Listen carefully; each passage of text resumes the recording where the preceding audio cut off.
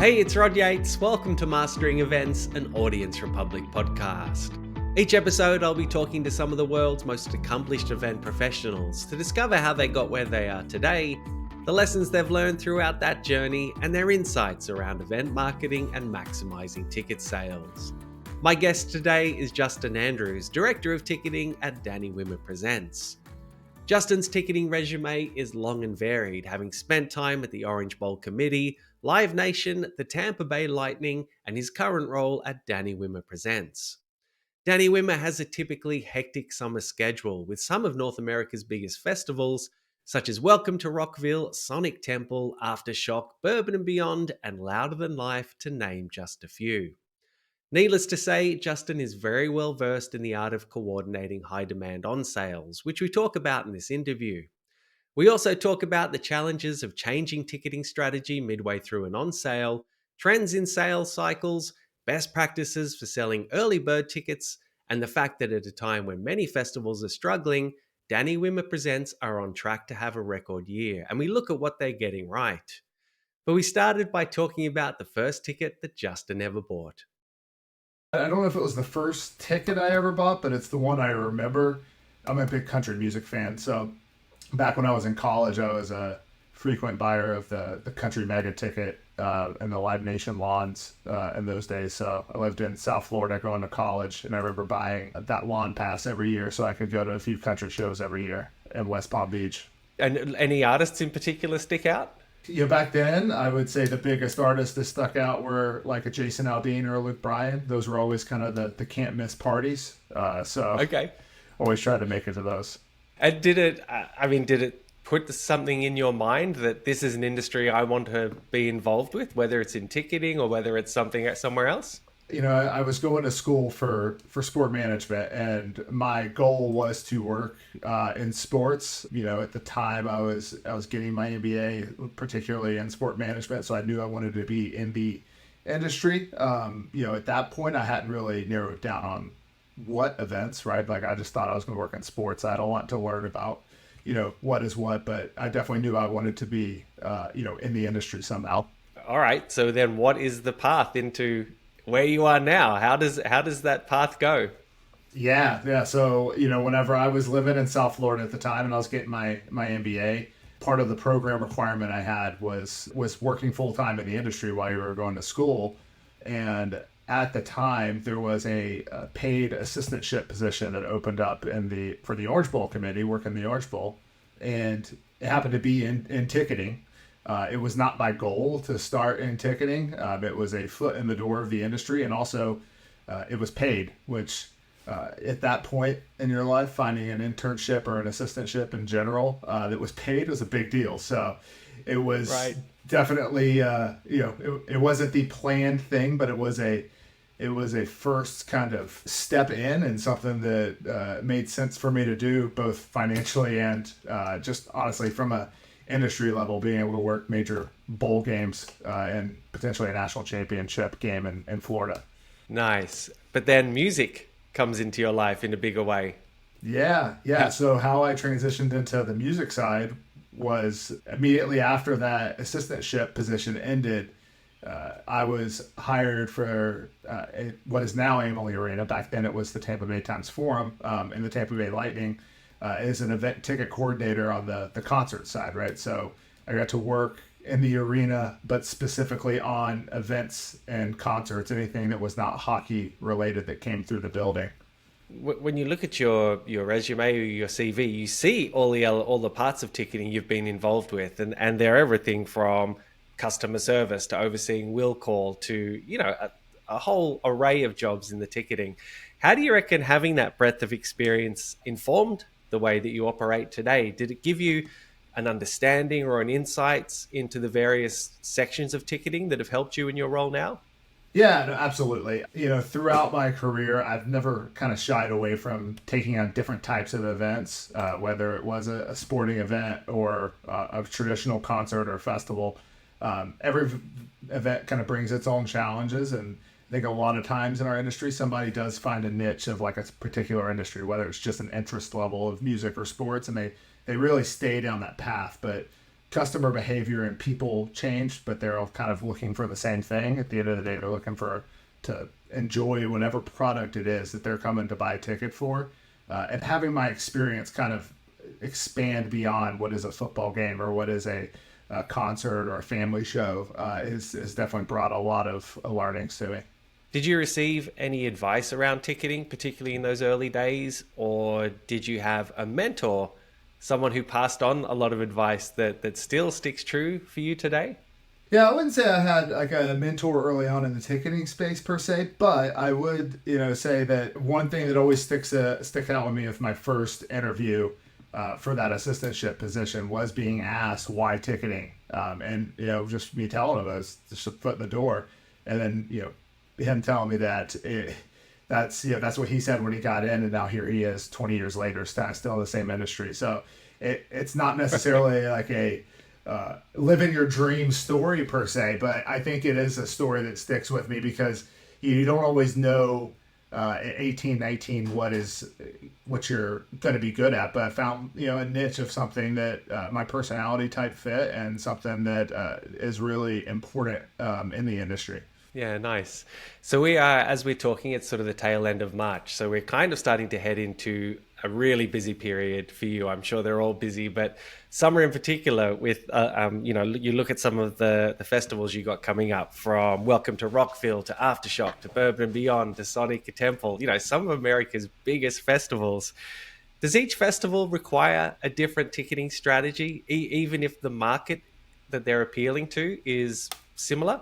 I'd say yes and no. Overall, I think we keep our core strategy the same, but there is definitely a difference. Our primary audience obviously is rock, and a lot of times the fan in Daytona Beach for Welcome to Rockville or in Sacramento for Aftershock is vastly different in their buying habits, right? Like one crowd might be a little bit more apt to buy early on, or there's a little bit more brand allegiance there.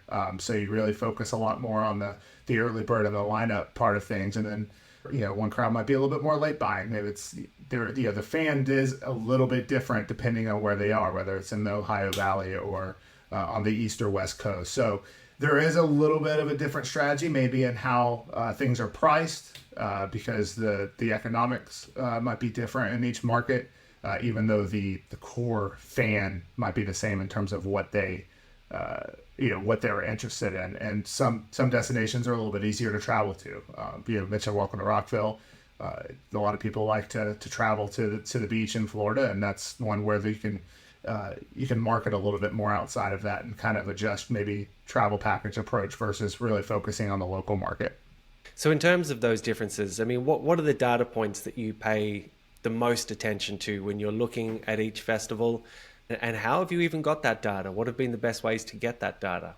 Yeah, I live, I know data is a big buzzword these days, but I live in those reports in terms of where tickets are coming from, who's buying them, what time of the day they're buying from, and really kind of leading on the tools we have in place, whether it's through our ticketing partner or maybe outsourcing to a few different places. But really, learning when people are buying and really aligning with our marketing team, always knowing what they're running, where they're running it, and trying to pull sales from particular areas, whether it's zip codes, states, and cities, trying to see where those sales are coming from and really what made them buy. And it's really a cross-functional effort, I think, in our team, whether it's just traditional marketing or looking at creative or just purely, pricing and availability standpoint. I mean, you must see a lot of trends. Like, what are some of the trends that are really sticking out for you leading into this year's festival season in that buyer behavior? Yeah, no, the last few years have been very interesting, right? It's been hard to get a grasp on that buying behavior because a couple of years ago there was a lot of willingness to go, or there was a little hesitancy and then some willingness to go back out and buy tickets. Now we've kind of settled back into another kind of season, I guess you could say, of spending, where we traditionally might have seen a stronger first 30 days and it's been a little lighter, but then days 60 through 90 are really picking up, and it has to do with the age of the fan, maybe their life point. If the fans all of a sudden got a family, so they're not able to just buy those tickets on a whim like they used to, and now they've got to plan it out with their friends or their family in terms of where they're going. Obviously, people when they're older have a little bit more money to spend on discretionary items than people that are younger, but now knowing that people that are in their 30s or 20s might be more apt to buy that ticket, even though they're not making as much, but they value the experience a little bit more than maybe someone that's a little bit older and using that money in some other place. So, there have been a little bit of different trends, but just trying to stay on top of those and really leave ahead of them. Right. You mentioned earlier that, even though your strategies may change slightly from festival to festival, you've got that core strategy in place. What is that core strategy?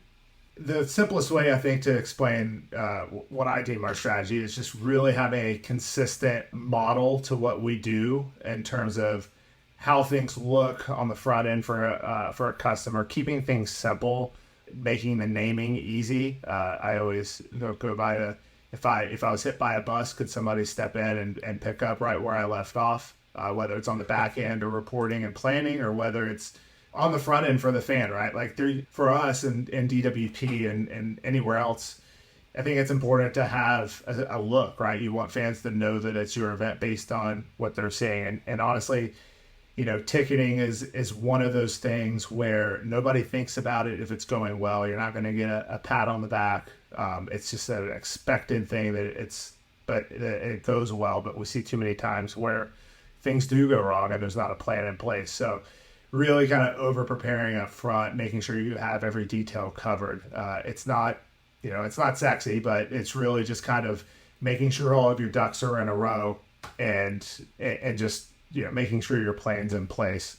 Do you feel comfortable talking about one of those occasions where things haven't gone right, but it's been a real learning experience for you? Something that has perhaps even changed the way that you operate moving forward from that point? Going back to the dreaded word of pod seating and the COVID times where we were still doing shows, having, the situation I was in at the arena at the time with the Lightning was, we had hockey starting to be played that had a seating manifest, and that came in after we had already set a concert manifest for some shows that had went on sale. So those seats didn't line up based on some protocols in the NHL and what we had done in the arena. And we had to do kind of a mass moving of people. At that point, this was 5 years ago now, but something I had never done before in my decade of being in the industry. Long story short, it didn't go right. We had a plan and we thought it was the right plan. We meant to do the right thing, and people kind of got moved into different places that wasn't where they should have been, right? They bought with a friend, and now they got moved somewhere else that was away from their friend. And stuff we didn't account for, right? Because it's easy, I think, on this side to get caught up into the technical side of how should we do this and how will it work?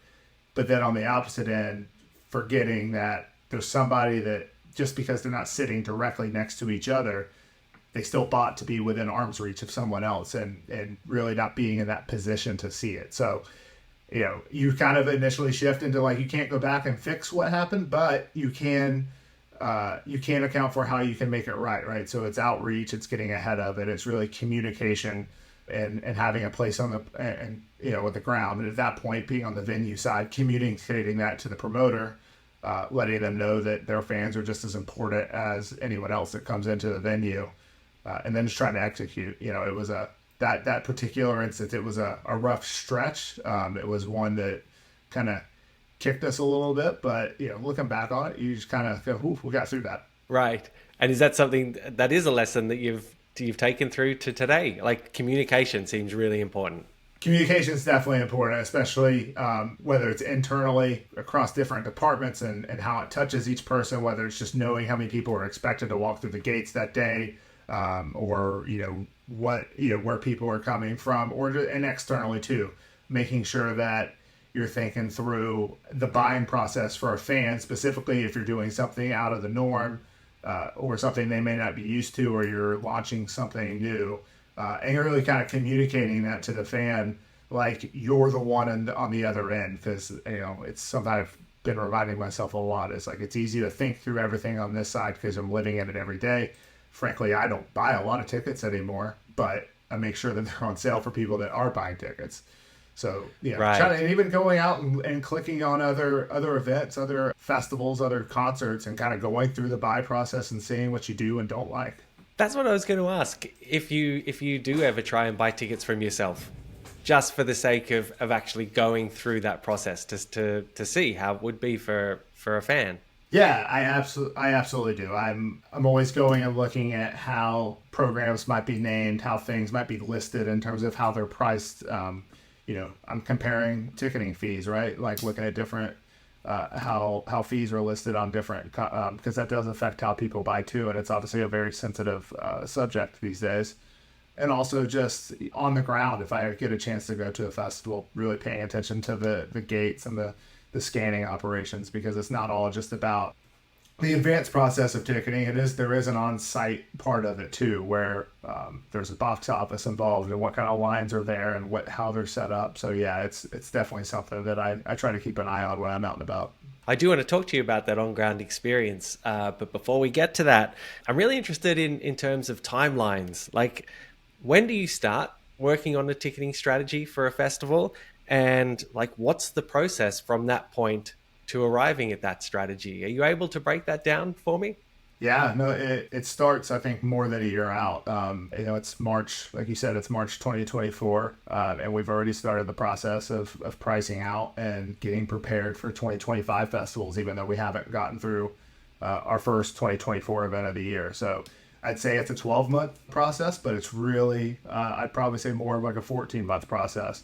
And there's learnings that go on in between that. So, and you have to be ready to pivot, because you might see something that is working, it works this year that you want to implement next year, and how you can get ahead of it, right? Because you don't want to, like, a lot of times when it comes to putting something on sale or selling a pass or a ticket, that it can be too late. You can miss out on revenue opportunities if you don't have it buttoned up and ironed out beforehand. So really just kind of trying to think through all that, taking good notes, and really focusing on the details, over a year out. And it really kind of starts with looking and debriefing off of the previous year and making sure you have that kind of stuff covered.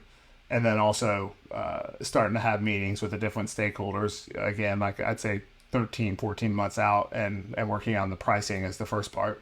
And the pricing is so interesting these days, particularly there's a cost of living crisis at the moment. There are societal things that are happening at the moment. What is your strategy for setting prices in relation to those external pressures? And what are you seeing in terms of ticket prices in 2024? Yeah, no, we see it at the grocery store everywhere we go, right? Everything's gotten more expensive, even here at home. So you try to be sensitive to that increase on fans. But you also, the cost of the talent side, which really, affects what you have to price your tickets at, right? And the operational expense.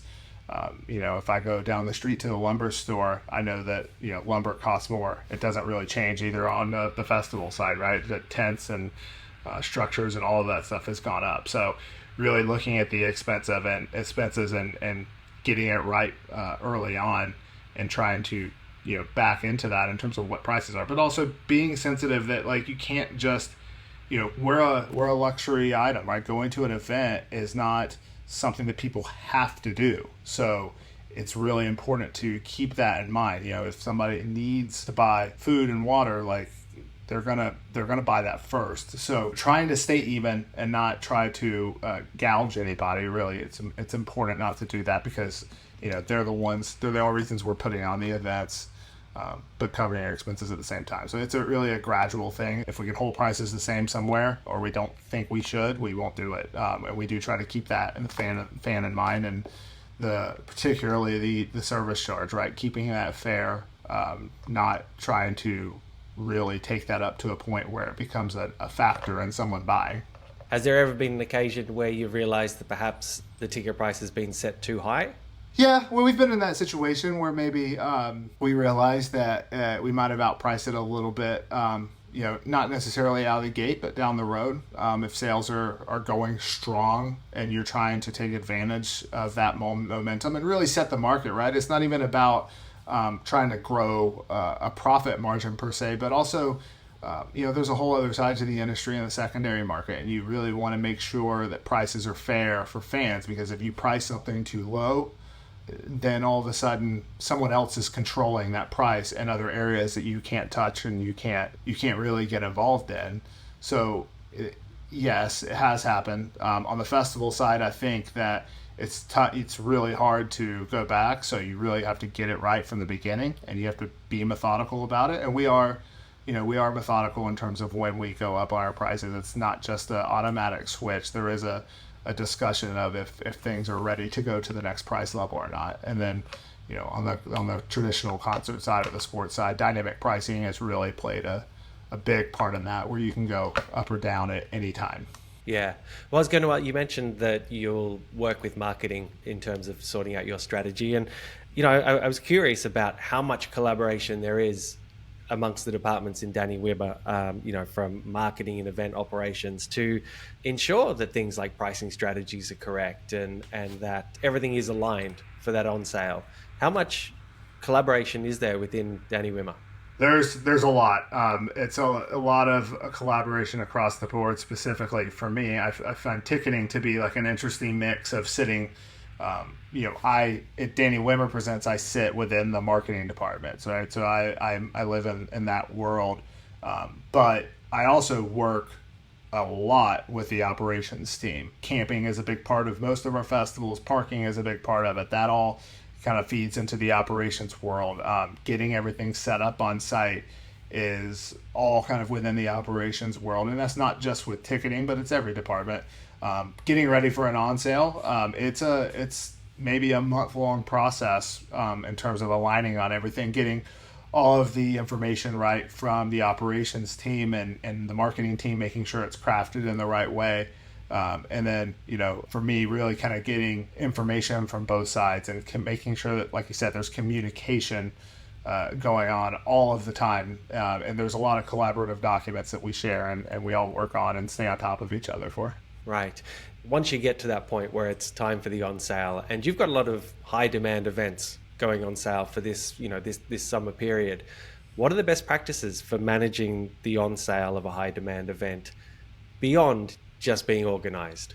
Yeah, no, it really comes down to communicating with your ticketing partner. Our tickets are on front gate. I work with our rep at front gate, maybe more so than any person internally at DWP. I talk to her every single day, multiple times a day.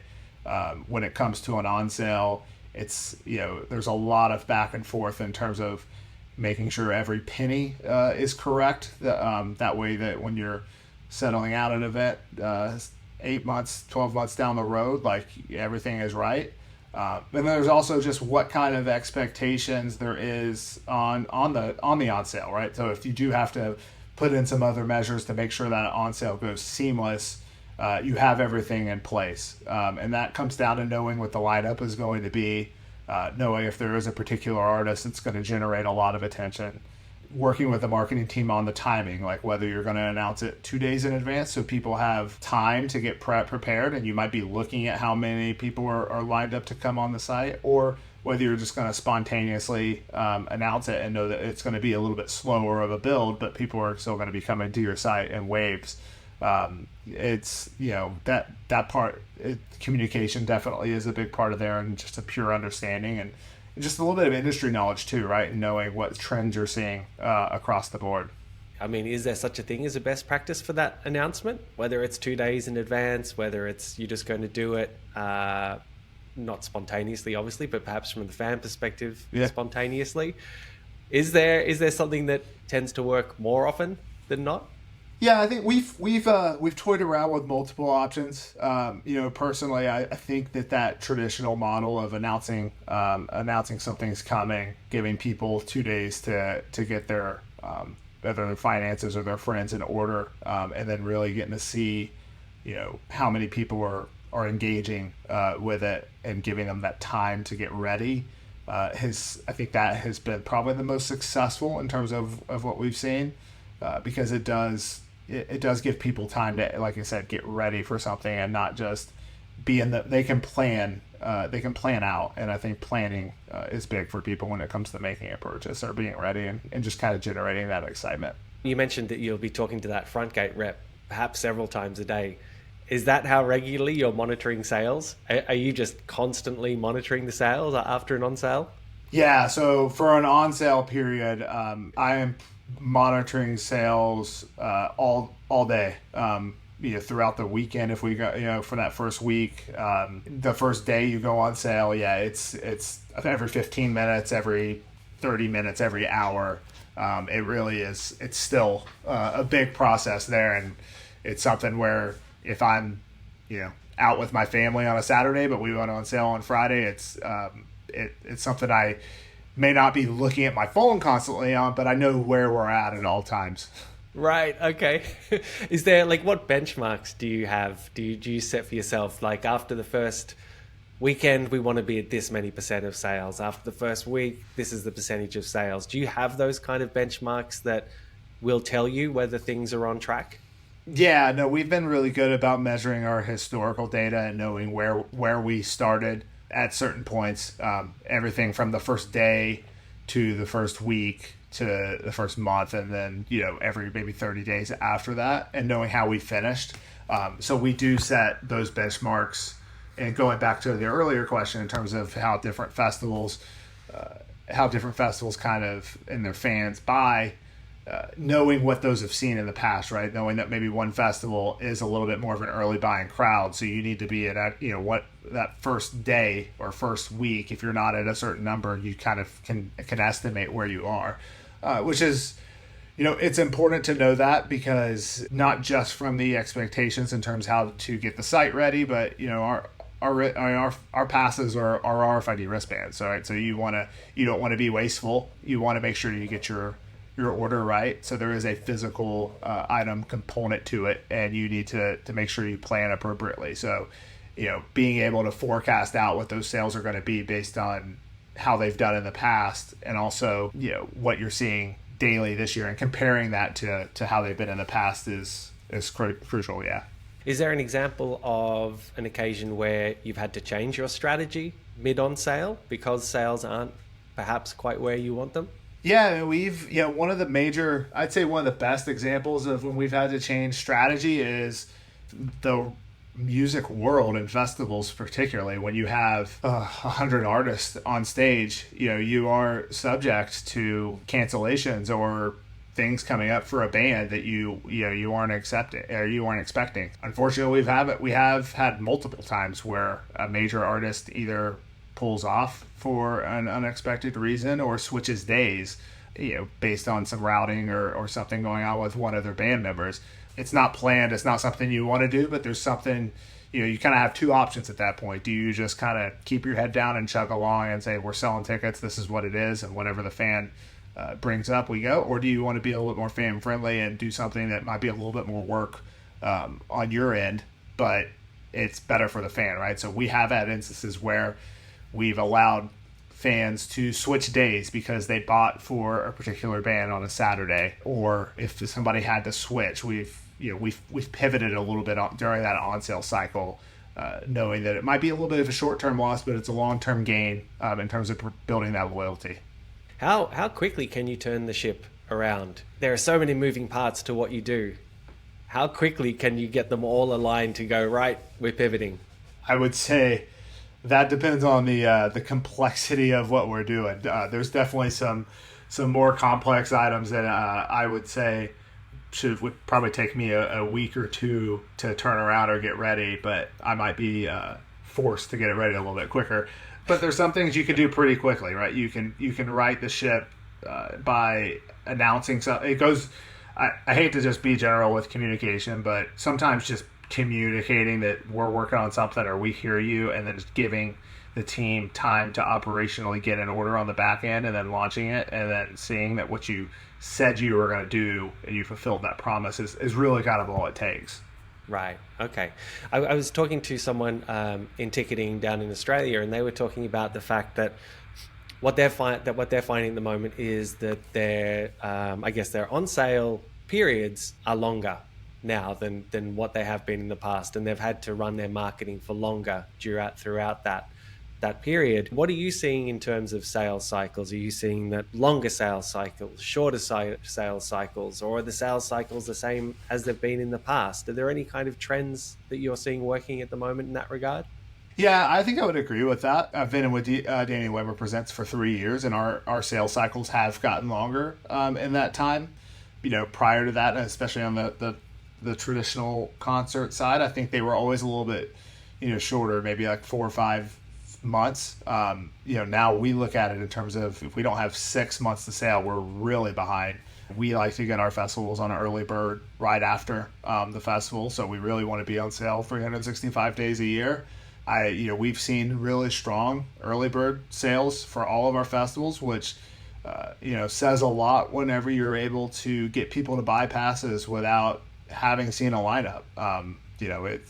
We still live in a very lineup driven industry, and people want to know that you're going to deliver, but being able to go on sale way earlier, specifically without artists announce, says a lot about what you're doing, and that's our goal, is to really be able to have fans be a fan of the festival, not just of the bands that are coming.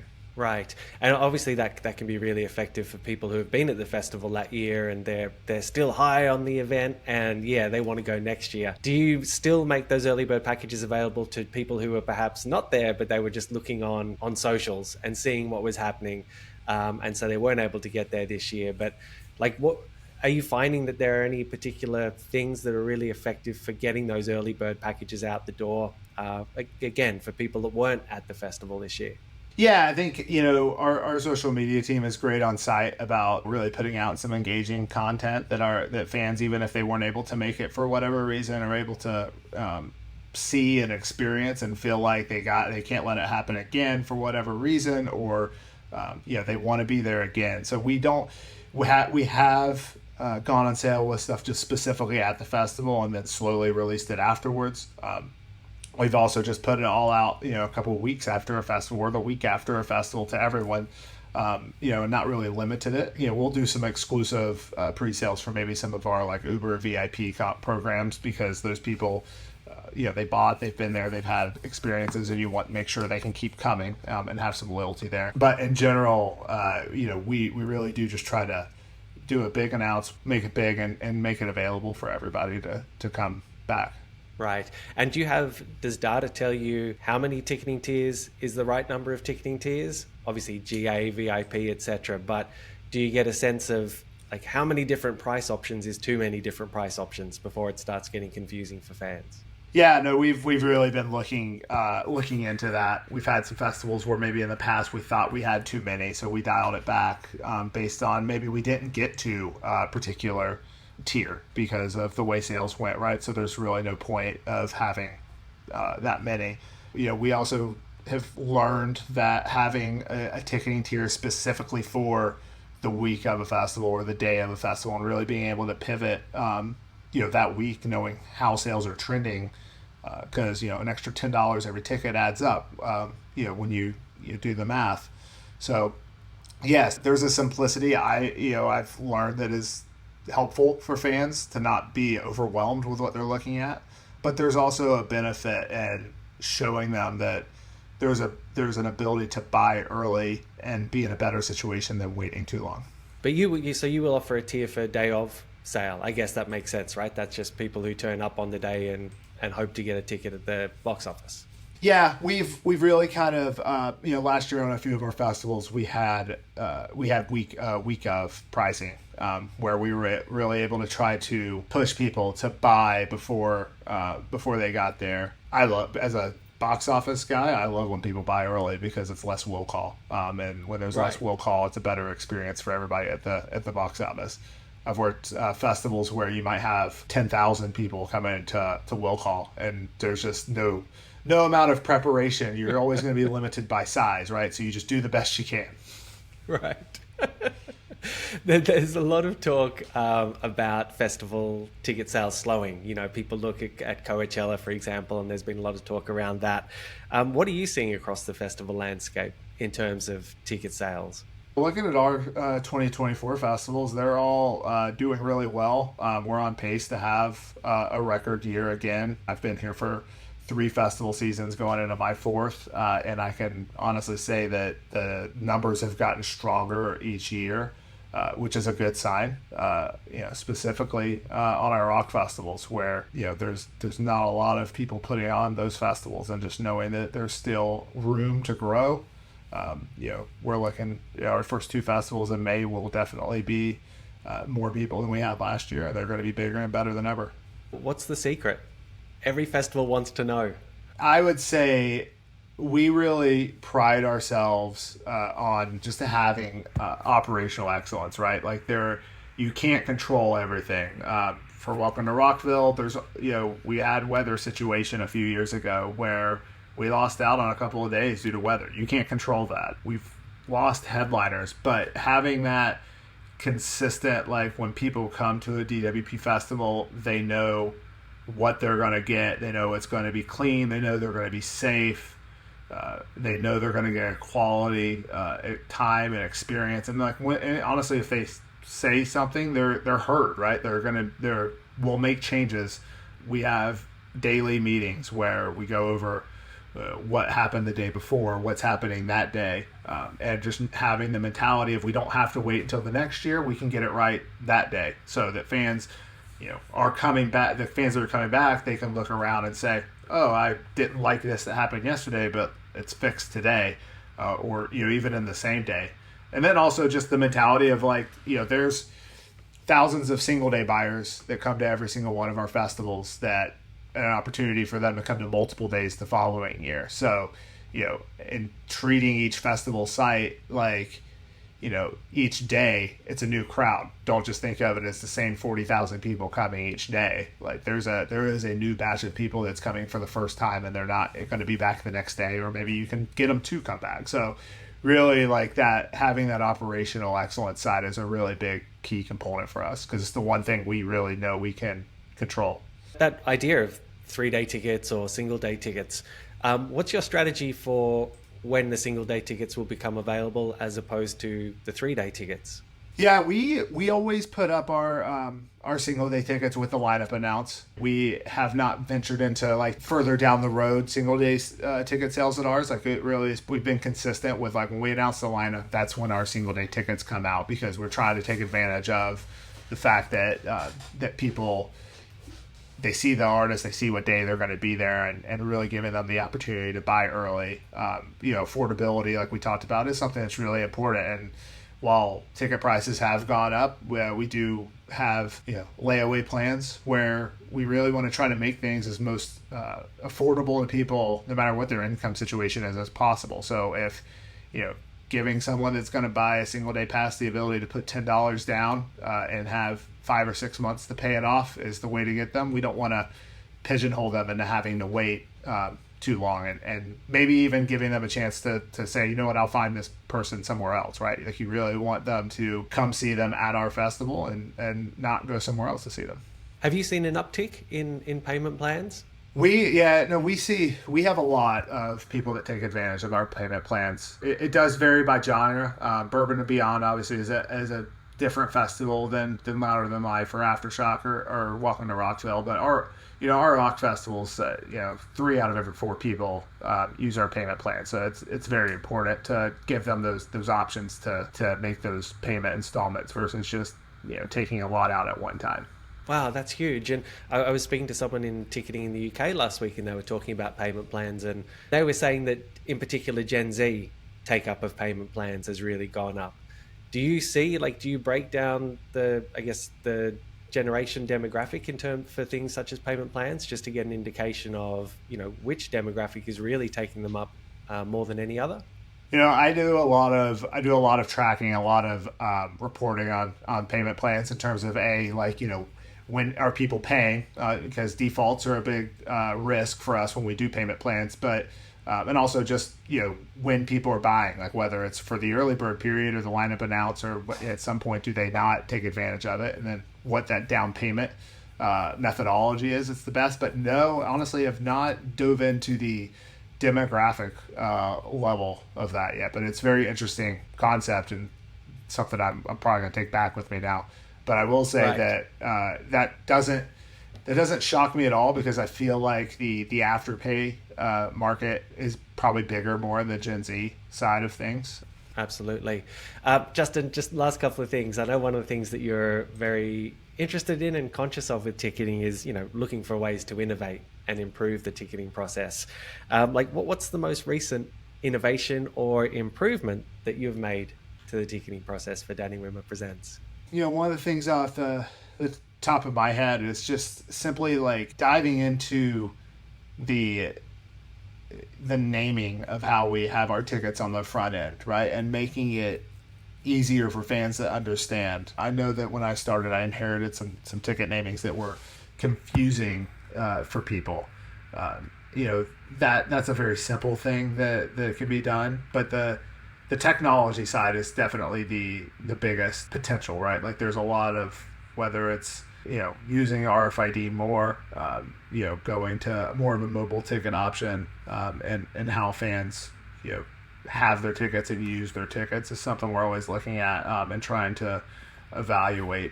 There's definitely some risk involved with trying something new, but I've always tried to really be a student of what others are doing out there and see what the best way is, even if it's across industry, not necessarily just in the festival world. What was the you mentioned the ticket names? Are you able to provide an example of what you mean by that in terms of what was confusing and how it's how you've bettered it? Yeah, no, I think there's a lot of different ways you can build tickets to go on sale, right? And the way they're named.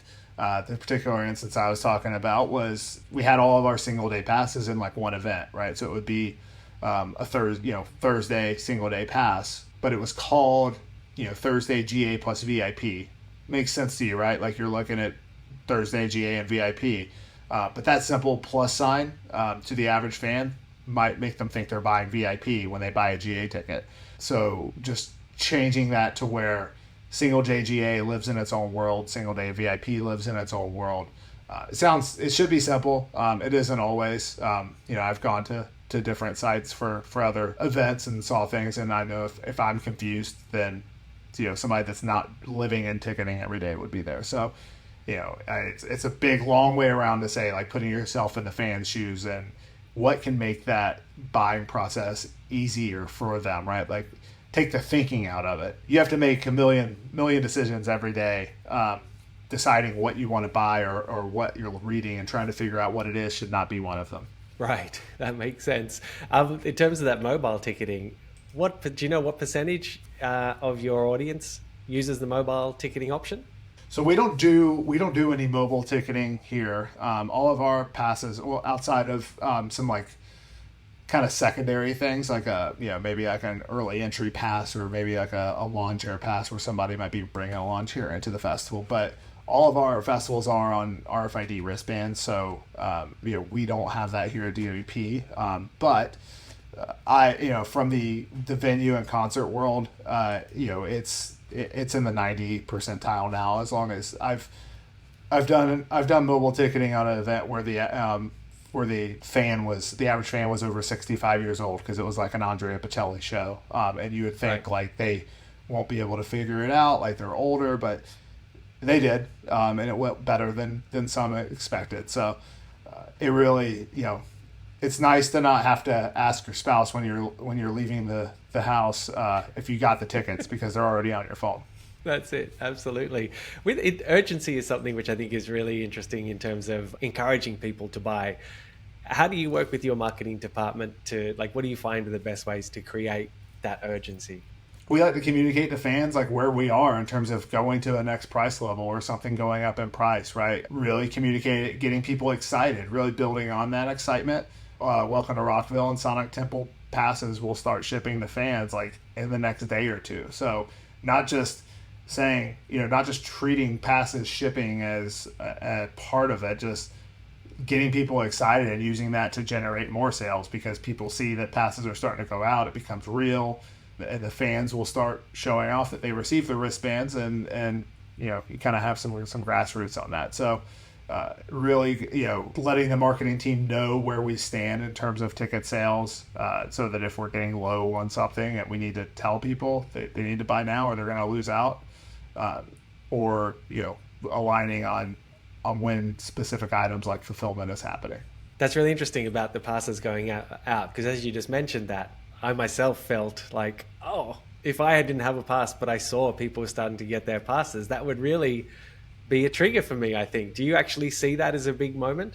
Yeah, no, absolutely. A lot of people might think of the event journey as something that starts like when they leave their house and go to the festival. I think it starts, from that moment, right? Because we're 6 weeks out, but fans are now going to start getting that, and it becomes real. It's something that they're going to keep on, they've got to take care of and keep safe or look at and say, it gets a little exciting, right? Like we've all gotten something in the mail that we were excited about. It could be like a new phone or a watch or any kind of gadget that you're into, and when you know how you are when you're watching the mail, waiting for that, and opening the packaging and seeing what you're getting, and how how exciting, I guess, that feeling is to you. And it's the same way as whenever people are getting their wristbands. Some of our fans, like, this is their yearly vacation. So when they receive that wristband, it's the start of their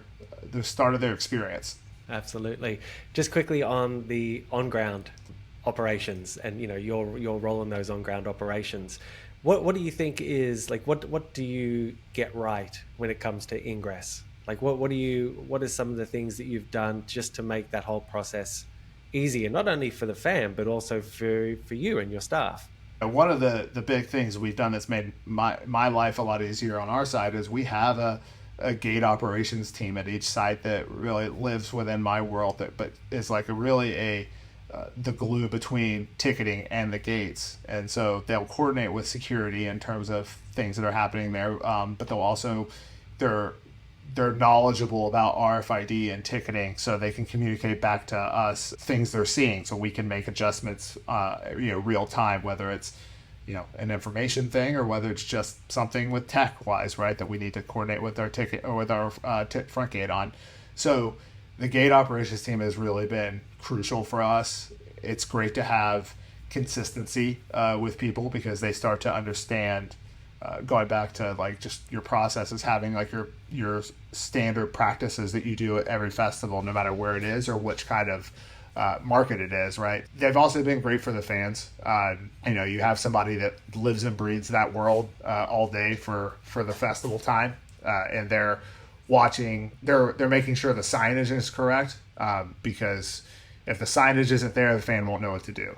They're walking into an area that they're coming to for the first time, and you're building a city, right? So it's not going to be there when they come back in a few weeks to go visit, or if they come back in 6 months. So having signage at every step of the way, thinking about how they're getting there, and then also signage on the inside, right, that tells them where they're at. If you've been in a festival site for 10, 12 hours, you might be a little bit turned around at the end of the day, especially if you have multiple exit points. So, and also keeping an eye on how people are coming, right, and where they're coming from. I monitor our scan counts as much as I monitor on-sale counts. When we go on sale, I'm monitoring our scan counts on site and seeing if we're having a big jump, right? So knowing that at a certain time frame during the day, we're going to start experiencing a push, and then communicating that. So if you can kind of plan breaks out so you're not understaffed, whether it's at the box office for will call or at the gates, and making sure the queuing lines are opened up so it's a little bit more streamlined, or shut it down if it's, you're able to kind of shorten lines a little bit. And do you like having VIP or I guess guest list on site, or do you prefer to have it off site and nearby? Yeah, so we do a lot of offsite VIP pickup on ours. We do try to make it easy for them if they do come to site, because it's one of the most fresh. We send them out instructions. Not everybody reads what they get sent, but if they don't read, you really don't want to have to send them marching away a mile or 2 miles, depending on where it is, to where they are, right? You want to be able to try to help them. Sometimes you can't because it's something physical that is at another location. I do like having our offsite location for that kind of stuff because it gives them a little bit of special feeling, right? Like it's not somewhere that everybody goes. And when it goes right, I've gotten some really good feedback on it. Now, if there's a miscommunication on someone's part, it can be a frustrating process. So that's where, maybe being close by and on site comes in handy. So, right. Very last thing, Justin, on the morning of a festival, day one, how are you normally feeling? What are you looking at? How are the nerves? There's at this point, like I would say I have faith in everything that we've been planning up before that. At that point, if I haven't gone over it yet, then I haven't done my job correctly.